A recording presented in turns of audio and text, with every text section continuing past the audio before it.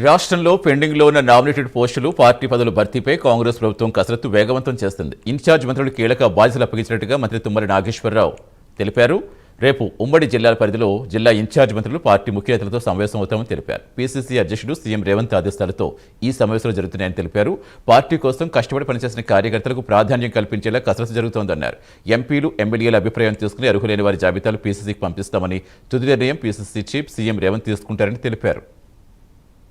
గౌరవ ముఖ్యమంత్రి రేవంత్ రెడ్డి గారు, గౌరవ పీసీసీ అధ్యక్షులు మహేష్ కుమార్ గౌడ్ గారి యొక్క చర్చల ఫలితంగా రేపు రాష్ట్రంలో జరుగుతున్నటువంటి అన్ని నామినేటెడ్ పోస్టులు, మార్కెట్ కమిటీలు కావచ్చు, సహకార సంఘాలు కావచ్చు, కార్పొరేషన్లో డైరెక్ట్ పోస్టులన్నింటినీ కూడా ఆయా జిల్లా మంత్రివర్యులు, ఇన్ఛార్జి మంత్రివర్యులు అక్కడ ఉన్నటువంటి ప్రజాప్రతినిధులతోటి సంప్రదించి, గౌరవ శాసనసభ్యులు, పార్లమెంటు సభ్యులు, అదేవిధంగా కాంటెస్టెడ్ క్యాండిడేట్స్ తోటి కూడా సంప్రదించి